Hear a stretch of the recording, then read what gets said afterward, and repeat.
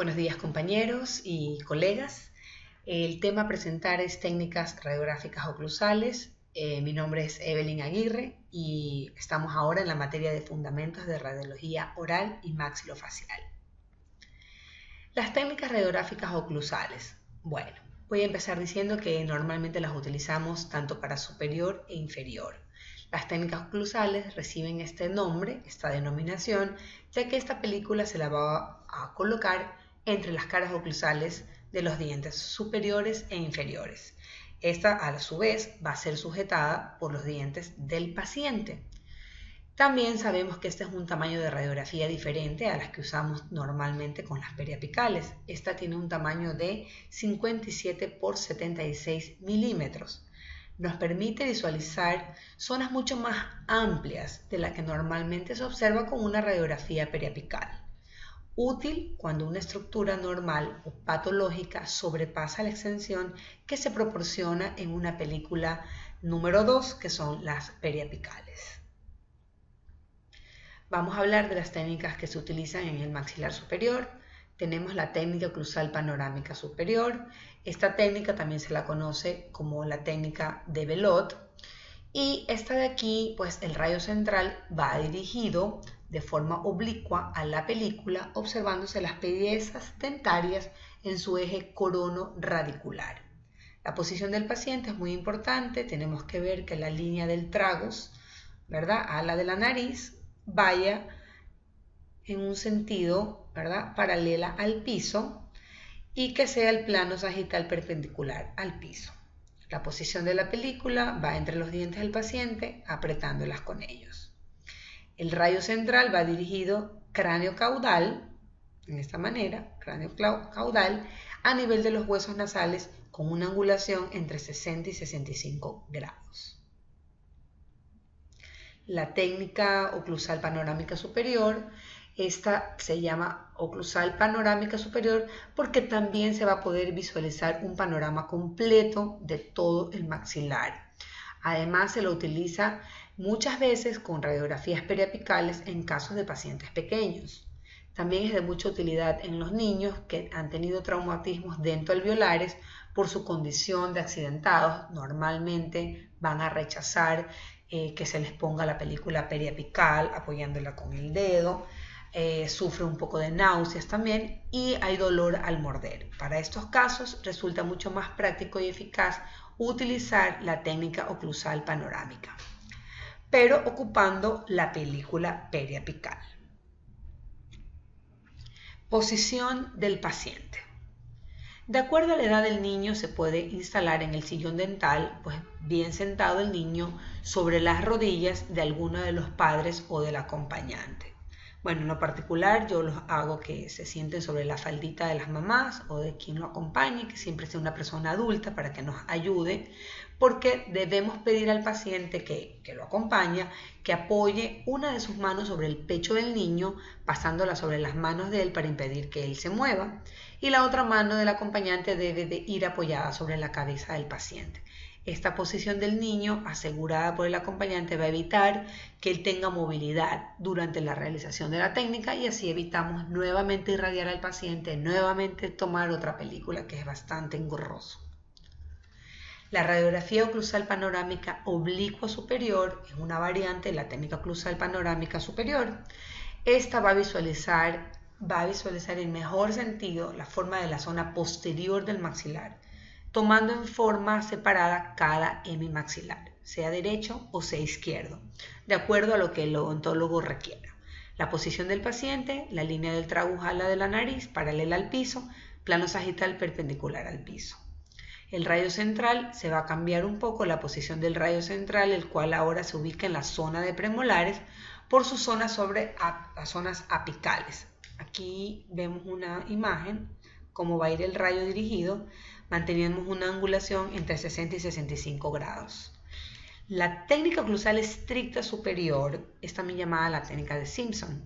Es la técnica que se utiliza el rayo central que se dirige perpendicular a la película, atravesando los dientes en forma ortográfica, observándose las piezas dentarias en forma de botones. La La técnica oclusal estricta superior es una técnica de aproximación, esta de aquí, en la cual se aprovecha la distorsión por la amplitud que se produce al colocar el cabezal casi en contacto con la cabeza del paciente. Esta técnica casi no se la utiliza porque se ha comprobado que hace daño al cristalino del ojo, por lo cual está casi erradicada, por no decir que está erradicada totalmente. La técnica oclusal estricta superior igualmente la vemos para tener conocimiento. Normalmente la posición del paciente es la misma que las anteriores: línea de tragujal a la nariz, paralela al piso, plano sagital perpendicular al piso. El rayo central se dirige perpendicular hacia la película, y cuando se trata de estudiar la zona anterior del maxilar sí debe de ser a 0 grados, cuando éste esté examinándose la zona de premolares y la zona de molares. Yo casi que tampoco no la utilizo, pero podríamos tomar otra de las técnicas oclusales para lograr una película semejante a esta. La técnica oclusal estricta superior tiene ciertas indicaciones. Esta técnica se utiliza para determinar la ubicación de los dientes de la forma vestíbulo-palatina, cuando están incluidos, cuando son supernumerarios. También puede determinar la posición vestíbulo-palatina de los dientes incluidos, como lo mencioné anteriormente, y además nos va a permitir tener una visión bien amplia de todo el maxilar superior. La técnica oclusal estricta superior por sí sola no es suficiente cuando se trata de ver la zona anterior del maxilar. Ahora vamos a pasar a las películas oclusales en la zona inferior. Utilizamos la técnica oclusal panorámica inferior, también llamada Bellot, al igual que la técnica panorámica para el maxilar. Existe para la zona de molar a molar en la mandíbula. La posición del paciente va a estar sentado con la cabeza un poco inclinada hacia atrás, como vemos aquí en la figura, quedando la línea del tragus comisura labial paralela al piso, formando un plano oclusal con el piso o la zona horizontal del ángulo, más o menos 45 grados. El rayo central, desde la punta del mentón hacia craneal, va dirigida al centro de la película, con una angulación de 20 grados.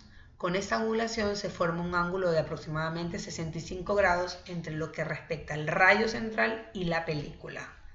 Yo considero que entre la superior y la inferior, considero que la del maxilar inferior es mucho más manejable. Las indicaciones son que la técnica para estudiar traumatismos en la zona anterior del mentón y porción anterior de los cuerpos mandibulares, lesiones quísticas y tumorales, dientes incluidos y cuerpos extraños.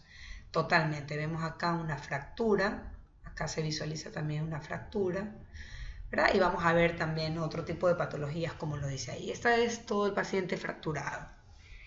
La técnica para visualizar implantes en la zona anterior del mentón, los cuales generalmente son de gran longitud, lo que hace poco probable que se puedan observar íntegramente en una radiografía retroalveolar. La técnica se puede aplicar en niños con traumatismo dentoalveolares, puesto que a veces rechazan la película periapical o retroalveolar.